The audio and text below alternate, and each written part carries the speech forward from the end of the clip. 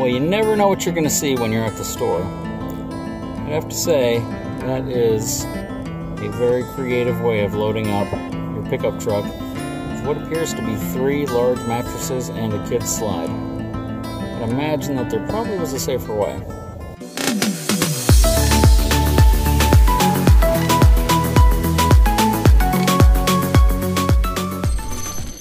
What's going on, guys? So today's video is to help clarify some of the misconceptions about why I changed out the tires on my truck with new Firestone tires and got rid of the Toyo M608Z tires that I had just put on a little over a year ago. So let's go through the list of all the different questions and concerns and remedies that folks had posted on the last video talking about the tires and see if maybe we can add some clarification to it. So the first one was from folks who believe the only reason I switched to the Firestone FD690 Plus tires is because Firestone obviously sent them to me or paid for a review. And that is absolutely not true.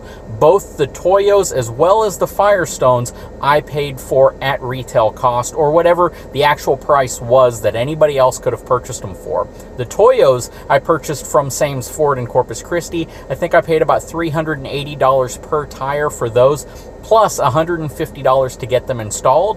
The Firestones I paid about $220 per tire from SimpleTire.com, and I did not get any type of promo, any type of discount or anything. As a matter of fact, I didn't even reach out to Simple Tire at all. I simply ordered them from their website just like anybody else could. As far as the Toyos, I did reach out to Sames before I got those Toyos ordered because they gave me about 6 different options of tires to possibly go with, and I ended up going with the Toyos at the time. So no, I did not get the tires for free, and I paid the same price anybody else would pay to get them mounted, balanced, and installed. Okay, so a lot of people thought that I needed to get the truck aligned, that it was out of alignment, and that's what was causing the issue. The truck had actually gotten aligned about 6 months ago when I first started noticing that uneven wear on the tire, and it was completely within spec. I also had it rechecked before I put the new tires on, and it was also within spec. So a lot of people also said that I should have just had the tires rotated, basically moved the front tires to the back and 2 of the back tires to the front.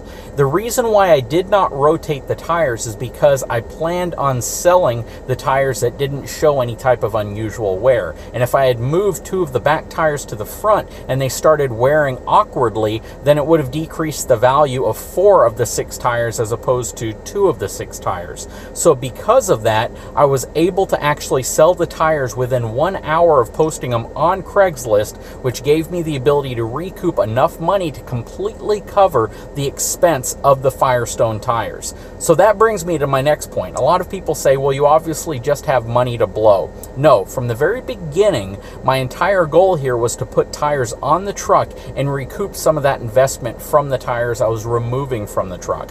I was able to sell all 6 tires for $1,500, which was more than enough to actually cover the new tires as well as the cost of installing them on the truck.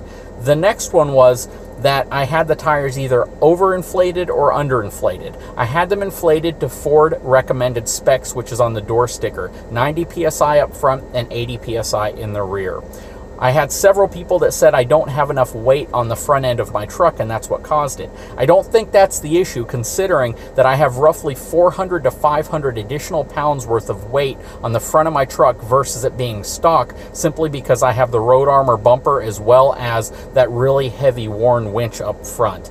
The next one is that I have drive tires in the steer position. Now, I do know that that is important, especially when you are looking at over-the-road commercial vehicles. Steer tires are designed for many reasons. One, they're more economical in terms of fuel economy. They have less rolling resistance than you would get with an off-road or a mud-style tire.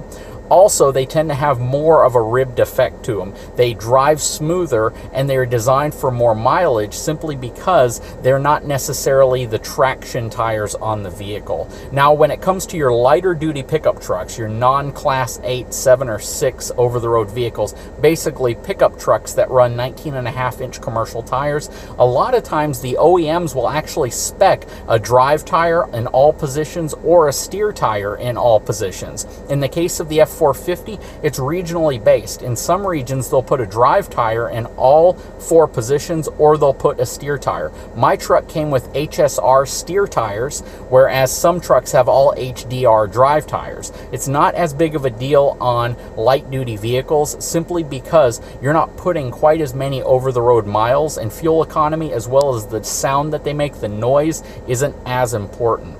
The next one is that I had bad suspension components. Now, I do partially agree with that, but the bad suspension components in my case, I believe, were the Rancho shocks that I had put on. They were too soft, they were too plush, and they caused the front of the truck to bounce a little bit more than it should have, and that probably was amplified when you're going down the road at higher speeds. I believe that the shocks were the main reason why those tires started to wear as awkwardly as they did. Once I put the Bilstein shocks on, I really didn't notice that wear and tear that I had getting any worse. It seemed to essentially stay the same.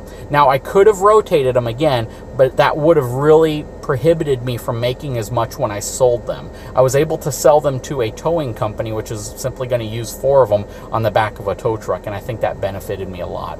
Anyways, guys, I just wanted to make a quick clarification video, because I think a lot of people went in with the idea that I either just had all this money that I was throwing at tires, when in fact I went to a lower cost tire.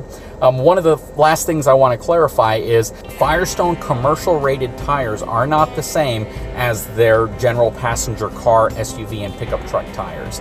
Firestone tires, from a commercial perspective, are actually stock tires on a lot of over-the-road trucks, buses, heavy-duty vehicles, and they are built to be a much better, a much longer lasting, and more robust tire than anything you might have ever purchased on a pickup truck or an SUV or a car from Discount Tire or a Firestone dealer who normally sells light-duty passenger vehicle tires.